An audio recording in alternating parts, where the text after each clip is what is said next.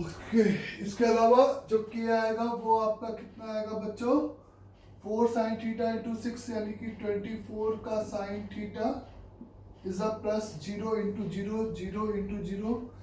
Upon is a A plus B plus C करोगे तो this is 16, तो this is equal to the 3 का sine theta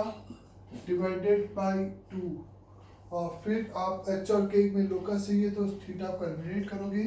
तो sine theta और cos theta का स्क्वायरिंग करके ऐड कर दोगे, तो H square upon 9 plus is a 4k square upon 9 is equal to 1, means X square plus 4 का Y square is equal to 9। ये सिंपली आपका इसका क्या हो जाएगा, लोकस हो जाएगा। तो यहाँ पर बीच में एक और कॉन्सेप्ट आया, focal distance of a point. किसी भी पॉइंट का फोकस से डिस्टेंस अपन उसके ई मल्टीपल ऑफ डायरेक्ट्रिक्स से डिस्टेंस लिखेंगे, और डायरेक्ट्रिक्स से डिस्टेंस यानी कि पॉइंट का लाइन से डिस्टेंस, और वो चूंकि हॉरिजॉन्टल था इसलिए अपन ने सिंपली वहां पे is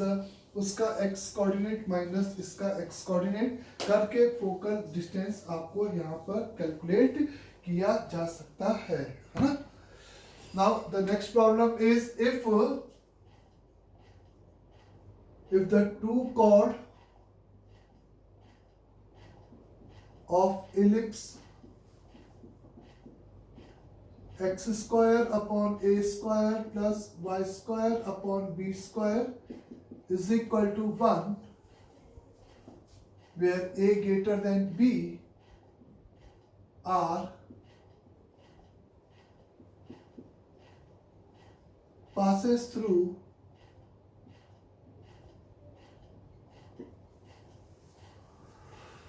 the 2 points on passes through the points on major axis passes through the 2 points on किस पे, 2 points on major axis which are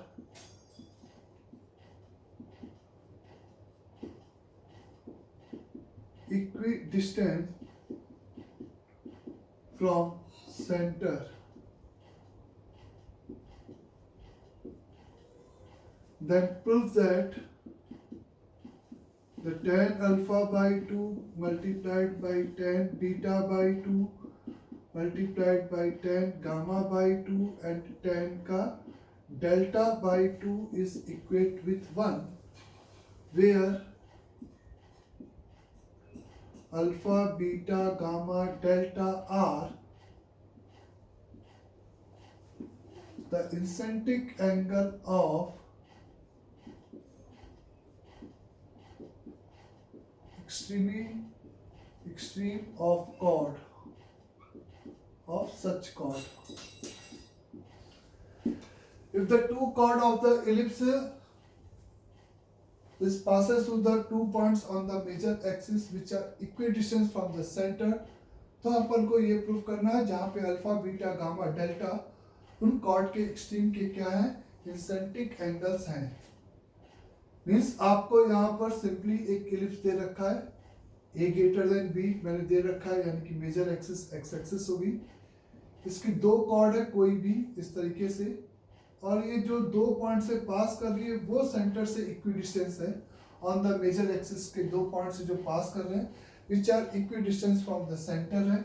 इसका मतलब कि ये ए और बी आपके इज अ फिक्स पॉइंट जहां से ये अगर पास कर रहा है, तो अगर ए आपका अल्फा कॉमा 0 है मतलब इसका कोऑर्डिनेट तो माइनस अल्फा कॉमा 0, अल्फा बच्चे यूज कर रखा है तो इसको अपन कुछ और ले लेते हैं, t कॉमा 0 और माइनस का t कॉमा 0, अल्फा बीटा इस पॉइंट्स के q और बीटा इस पॉइंट का eccentric angle, r of gamma इस पॉइंट का, और s ऑफ डेल्टा इस पॉइंट का एसेंट्रिक एंगल है। तो हमें उस एसेंट्रिक एंगल के बीच में ये रिलेशन यहाँ पे प्रूफ करना है। तो हमें पता है अल्फा और बीटा को मिलाने वाली लाइन की इक्वेशन t, 0 से पास हो रही है, यानी कि x upon a multiplied by cos over alpha plus beta divided by 2 plus y upon b into sine over alpha plus beta divided by 2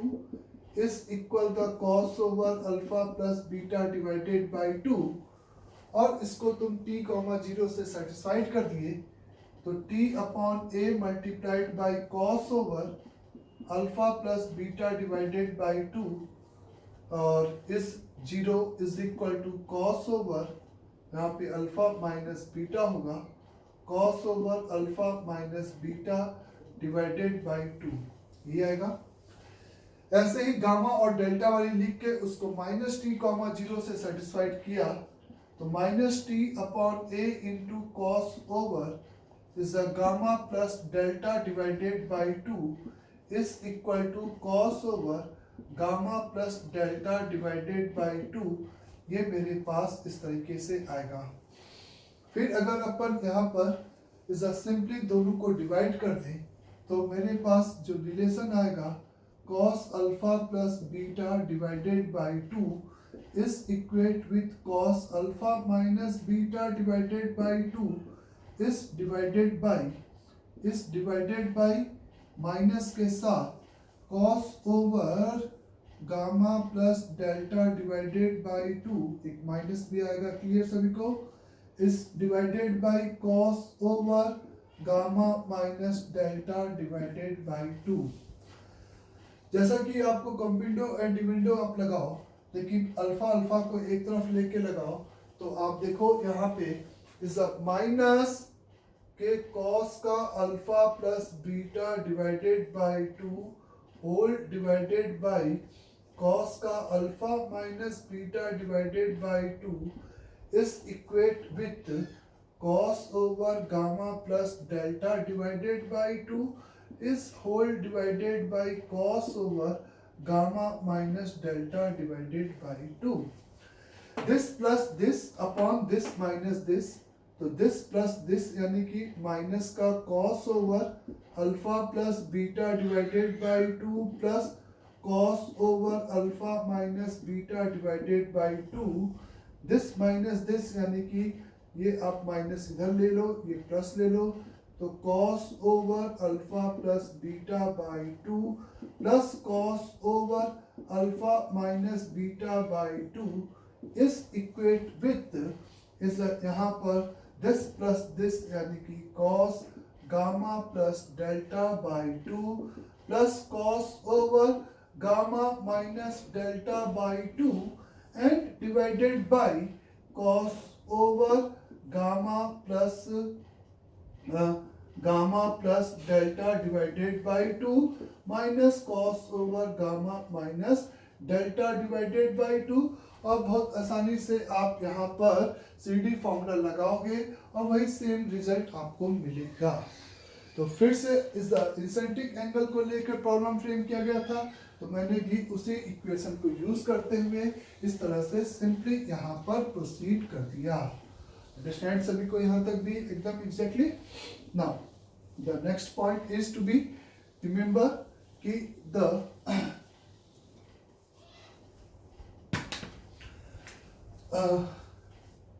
the harmonic mean of the segment of focal chord of ellipse, the harmonic mean of the segment of the focal chord of ellipse is always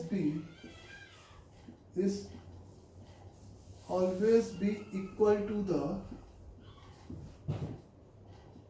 semi-latus rectum. The harmonic mean of the segment of the focal chord is equal to the किसके बराबर, semi latus rectum के हमेशा बराबर होता है। तो इस length की बात हो रही है, तो यानी कि इलिप्स हम कुछ भी ले, कहीं पे भी फिगर बनाए, उससे उस रिजल्ट को कोई मतलब नहीं होगा। तो क्यों ना हम स्टैंडर्ड इलिप्स ले लें और standard notation a greater than b ले लें, तो उसके हिसाब से उसकी latus rectum 2a² by b और सेमी इज a² मतलब b² by a, सॉरी, ठीक है ना, 2b² by a। नाउ यहाँ पर अगर आपन को क्या कहा गया है कि कोई भी अगर ये एक इलिप्टिकल पाथ है और ये फोकस है और इसका अगर तुम कोई भी एक फोकल कॉर्ड कंसीडर करते हो, फोकल कॉर्ड यानी कि एक ऐसी लाइन जो कि फोकस से पास करे, उसके एक्सट्रीम अगर ए और बी है, तो यानी कि ये सेगमेंट अगर L1 है, ये सेगमेंट की लेंथ अगर L2 है, the harmonic mean of the segment of the focal cord, यानी कि इस पर्टिकुलर केस में the 2L1 multiplied by L2 divided by L1 plus L2 is equal to is a semi यानी कि B square by A के बराबर होगा. The harmonic mean of the segment of the focal chord of ellipse is always be equal to the semi latus rectum. ये statement इस जैसा कि parabola में एप्लीकेबल था वैसे ही इलिप्स में भी एप्लीकेबल है और इनफैक्ट हाइपरबोला में भी ये स्टेटमेंट एप्लीकेबल होगा. तो इसमें से कोई भी फोकल कॉर्ड ले सकते हो, इट्स नॉट नेसेसरी ये वाला, कोई भी फोकल कॉर्ड की ये पार्ट की लेंथ L1 है, इसकी L2 है, तो ये रिजल्ट हमेशा एप्लीकेबल होगा. इसमें मैंने सपोज कर लिया कि इस वाले पॉइंट का कोऑर्डिनेट ए, 0 है और इस फोकल कॉर्ड का इंक्लिनेशन यहाँ पर थीटा है. तो इस a,0 मैं parametric form of straight line से कैसे लेके आ रहा हूँ ध्यान देना. जैसा -a,0 और ये इंक्लिनेशन यहाँ पे थीटा अगर लिया तो इस a और b का कोऑर्डिनेट अपन लिख सकते हैं इज a प्लस r का cos theta comma is 0 plus r का sin theta. The parametric form of straight line use किया और a के लिए इज स्मॉल r की वैल्यू ये a हो जाए तो उसके लिए a के लिए करस्पॉन्डिंग आप कहोगे r की वैल्यू L1 हो जाएगी और b के लिए आप कहोगे उसी r की वैल्यू इज चूंकि वो अपोजिट साइड में चला गया तो माइनस का L2 हो जाएगा. यानी कि r की जगह पे हम L1 यूज करेंगे तो वो a का कोऑर्डिनेट होगा और r की जगह पे माइनस का L2 यूज करेंगे तो वो b का कोऑर्डिनेट होगा. और चूंकि a और b दोनों इस इलिप्स की इक्वेशन पे लाई करेंगे, यानी कि मैं इस पॉइंट को अगर डायरेक्टली इस इलिप्स की इक्वेशन में पुट करूं तो वहां से हमें r में एक क्वाड्रेटिक मिलेगा और उस क्वाड्रेटिक के दो रूट हो जाएंगे, एक L1 और दूसरा -L2, ना कि +L2. ये एक कॉमन मिस्टेक होती है कि a और b हमेशा अपोजिट साइड में होंगे. तो सबसे पहले मैंने इसको इससे सेटिस्फाइड किया. AE प्लस इस तरीके से AE प्लस r का cos थीटा का simply whole square is divided by a square plus is a b r square sine square theta upon b square is equal to 1. तो यहाँ पे r square whole multiplied by b square cos square theta plus a square sine square theta is a plus का 2ae cos theta है ना, 2ae cos theta into b square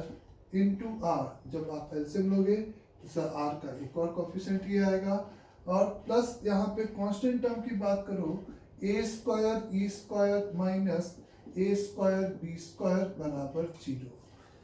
जिसको आप यहाँ पे और सिंप्लीफाइड अगर करते हो तो यहाँ पर a square into is a e square minus is a a square e square सब कुछ सही है एकदम. इसका कैलकुलेशन देखते चलना बच्चों अपने हिसाब से. तो ये आपके पास आएगा e स्क्वायर यानी कि 1 माइनस का b square by a square और उससे तो b square by a square और b स्क्वायर आएगा. तो कुछ तो गड़बड़ है. कहाँ पे गड़बड़ है देखें इधर,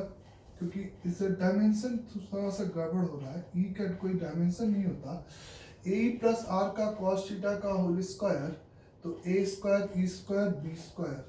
एक यहाँ पर b स्क्वायर का टर्म भी आएगा. ये बात क्लियर सभी को. b square minus a square b square बराबर 0. अब नाउ आप कह सकते हो यहाँ से minus A square B square common निकालो, 1 माइनस का ई स्क्वायर आएगा, जिसको तुम B square by A square लिखोगे तो माइनस का ए स्क्वायर मर जाएगा, बी की पावर 4 बराबर 0 आ जाएगा। और इसी क्वाड्रेटिक के दो रूट होंगे, इसी क्वाड्रेटिक के दो रूट होंगे कौन कौन, एक L1 और दूसरा माइनस का L2। आपको L1 L2 चाहिए तो सिंपल आप प्रोडक्ट ऑफ द रूट लगाओगे, तो L1 मल्टीप्लाइड बाई माइनस का L2 is equate with minus का b की power 4 divided by b square cos square theta plus a square sine square theta, minus और minus खत्म। First equation आपको ये मिलेगा। Second equation is L1 plus L2 चाहिए तो उसके लिए आपको डिफरेंस ऑफ द रूट निकालना पड़ेगा। L1 माइनस L2 का whole square is equal to the difference of the root under root d divided by a होता है, जैसा कि आप जानते हो, तो सीधे आप निकाल सकते हो। तो डिफरेंस ऑफ द रूट निकालोगे तो ये L1 प्लस L2 हो जाएगा, और इधर आपको 4a square E square cos square theta into B की power 4, B square under root of D by A लगा रहे हो डिफरेंस ऑफ द रूट के लिए, is a D square minus 4 तो प्लस हो जाएगा बी की power 4 into B square cos square theta plus A square sine square theta is divided by A, यानी कि B square cos square theta plus A square multiplied by sine square theta. जैसे यहाँ से आप 4 common, b की power 4 common, e square को आप 1 minus का is B square by A square लिख सकते हो, तो A square minus B square आ जाएगा। और सिंप्लीफाइड करोगे तो आप देखना यहाँ पर आपको L1 प्लस L2 की वैल्यू कितनी मिलेगी बच्चे, ध्यान दो, इज 4 में से 2 बाहर, b की पावर 4 में से कौन बाहर, b स्क्वायर बाहर, अंडर रूट के अंदर क्या मिलेगा, a स्क्वायर ई स्क्वायर, यानी कि उसको अपन लिख सकते हैं is simply is 1 minus B square minus A square, यानी कि a square minus B square into cos square theta plus is B square into cos square theta plus A square into sine square theta इस whole divided by B square cos square theta plus A square sine square theta. तो B square cos square theta और ये आपस में मर जाएगा, A square cos square theta तो A आ जाएगा, तो this is equal the 2ab square upon B square cos square theta plus A square sine square theta. Difference of the root क्यों निकाला, ये क्लियर सभी को। Now 2a square B square, आप इसको बोल सकते हो ये length of the focal cord हो गई, जिसका मेजर एक्सिस से इंक्लाइनेशन थीटा है। यहाँ पे थीटा इंसेंट्रिक एंगल नहीं है, थीटा बेसिकली यहाँ पे उस फोकल कॉर्ड का मेजर एक्सिस से इंक्लाइनेशन है। L1 प्लस L2 आ गया, आपको twice of L1 L2 upon L1 L2 निकालना था, तो L1 L2 आपको पता है, तो दिस अपॉन दिस का ट्वाइस लेके निकालो, तो देखो ये रिजल्ट आपका इस स्टैंडर्ड फॉर्म क्या आ जाएगा, बी स्क्वायर बाई ए। तो one of the standard result आपको याद होना चाहिए कि is a harmonic mean of the segment of the focal chord of a ellipse is equal to the simply semi latus rectum के बराबर होता है। अंडरस्टैंड यहां तक सभी को।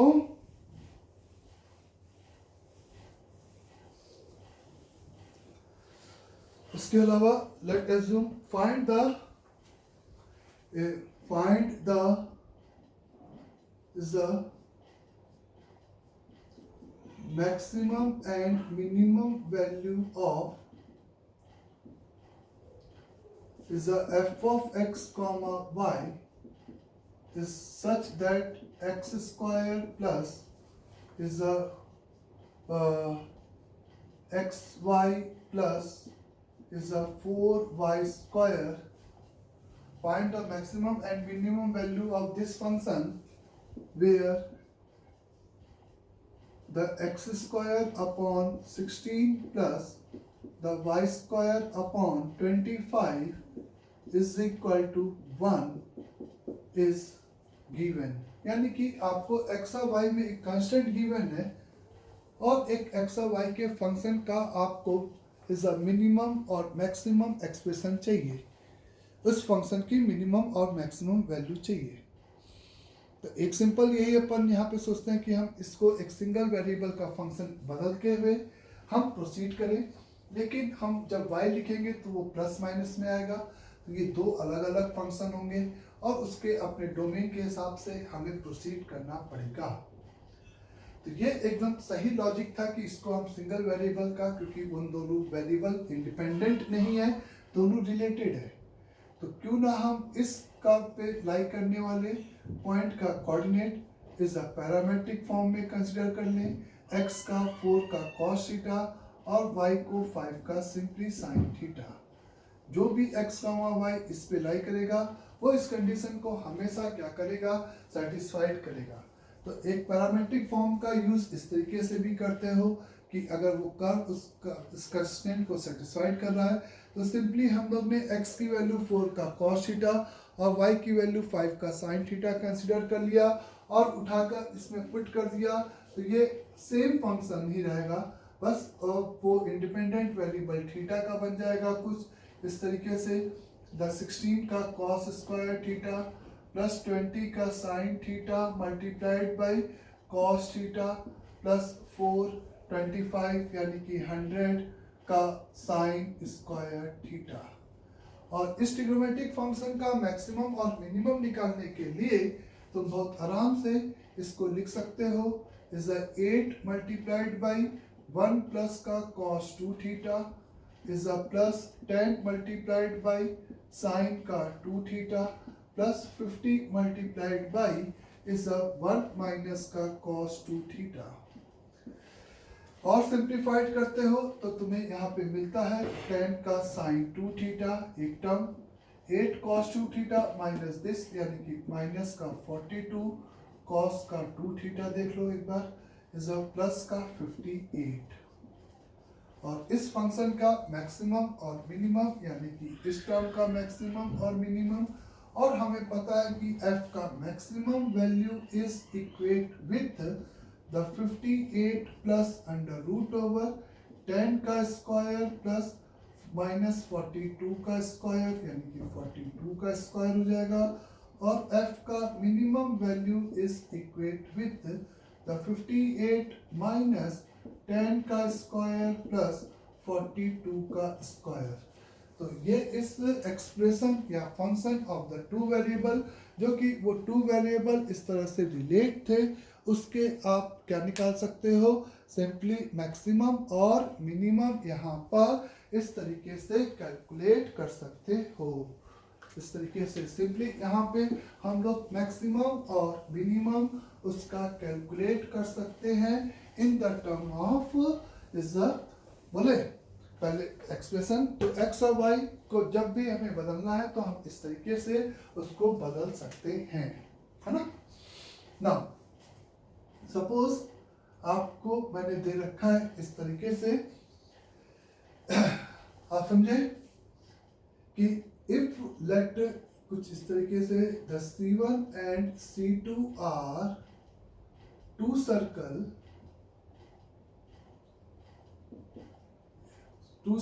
such that the C1 is lie completely into C2, the C1 circle is like completely into the circle C2, है ना, into C2, a variable circle C, a variable circle C move such that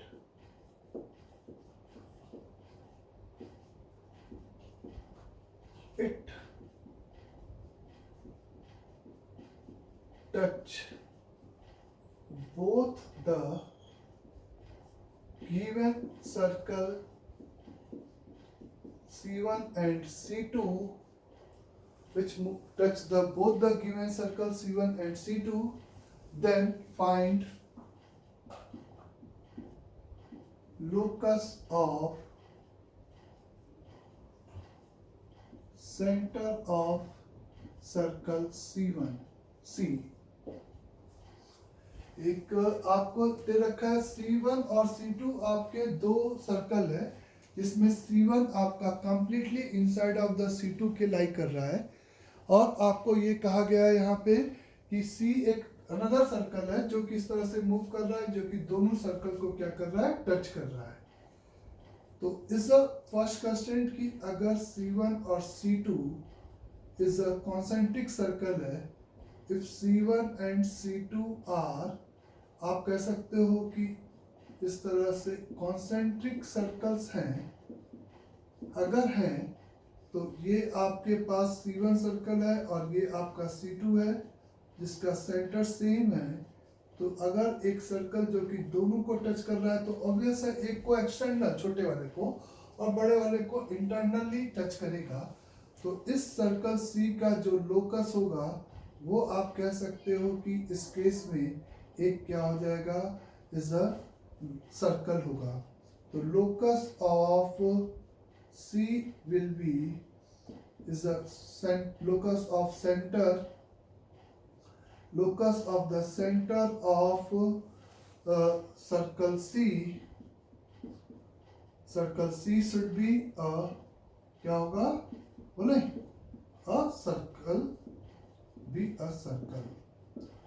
center of the circle C be a circle whose, which one will be concentric of the given two circles and radius is sum of, ये distance उसकी radius हो जाएगी, यानी कि R1 plus is यहाँ पर ये radius कितनी आएगी बच्चे, ये लेंथ R1 और यहाँ से यहाँ तक की लेंथ कितनी, इज सिंपली R2। तो R2 माइनस R1 नहीं, C का रेडियस, C का डायमीटर कितना हो जाएगा, इस तरह से समझो कि ये आपके पास होगा और ये आपके पास यहाँ से यहाँ तक की लेंथ कितनी R1, यहाँ से यहाँ तक की लेंथ R, तो R ये भी, तो 2R plus R1 is equal to R2, तो R is equal to R2 minus R1 by 2। तो the radius of is a circle, इस सर्कल का रेडियस क्या आएगा, is a R1 plus R2 by 2। कैसे, इसमें और R1 ऐड करोगे तो R1 plus R1 by 2 and centre, इस सर्कल जो लोकस है सर्कल डॉटेड उसका ये रेडियस हो जाएगा और सेंटर उसका वही कॉन्सेंट्रिक होगा। नाउ अगर आपके पास ये दो सर्कल है इस तरीके से, एक सर्कल ये है और वो कॉन्सेंट्रिक अगर नहीं है और ये आपके पास C1 है और ये आपके पास C2 है कुछ भी, तो अगर ये कॉन्सेंट्रिक नहीं है तो ऐसे सर्कल का सेंटर का लोकस जो कि दोनों को टच कर रहा है वो उसका लोकस एक इलिप्टिकल पाथ होगा।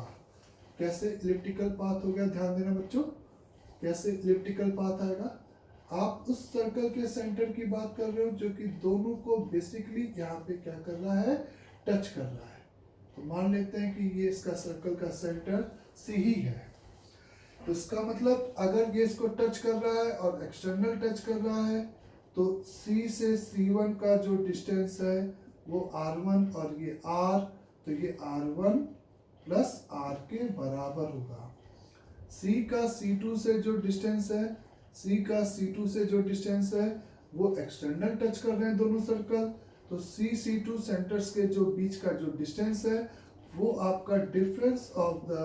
रेडियस के बराबर होगा, यानी कि R2 माइनस R। और ऑब्वियसली ये जो सर्कल आप प्लॉट कर रहे हो जो कि दोनों को टच कर रहा है उसकी साइज चेंज होती चली जाएगी। तो आप यहाँ पे अगर देखो तो आपको क्या मिल रहा है, C1 plus C2 is equate with the simply R1 plus R2 मिलेगा, R1 प्लस R2 मिलेगा और C1 C2 यानी कि दोनों चूंकि एक दूसरे के अंदर लाई कर रहे हैं तो C1 C2 के बीच का जो डिस्टेंस है इज वो बेसिकली R1 प्लस R2 से हमेशा छोटा होगा। तो C1 प्लस C2, तो C जिसका लोकस चाहिए था उसका दो फिक्स पॉइंट से जो डिस्टेंस का सम है वो आपका कांस्टेंट है। तो आप मेरे से कह सकते हो कि इस पॉइंट P जो कि इस तरीके से इन सभी सर्कल जो कि दोनों को टच करते हुए जा रहे हैं, जो दोनों को टच करते हुए जा रहे हैं, उन सभी का अगर हम सेंटर्स के को इस प्लॉट करेंगे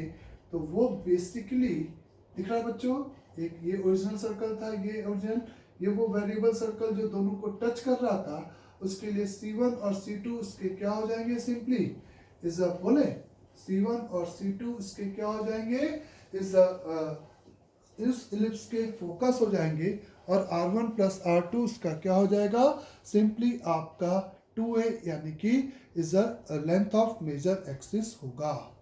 तो इस टाइप से हमें is the locus of C concentric circles हैं, तो एक सर्कल होगा, नॉन कॉन्सेंट्रिक है, तो C1 C2 आर कॉन्सेंट्रिक, तो एक सर्कल, और यहाँ पे C1 एंड C2 अगर नॉन कॉन्सेंट्रिक है तो आप सिंपली मेरे से बोलोगे कि लोकस आपका क्या होगा, एक एलिप्स होगा। अंडरस्टैंड यहाँ तक सभी को, क्लियर?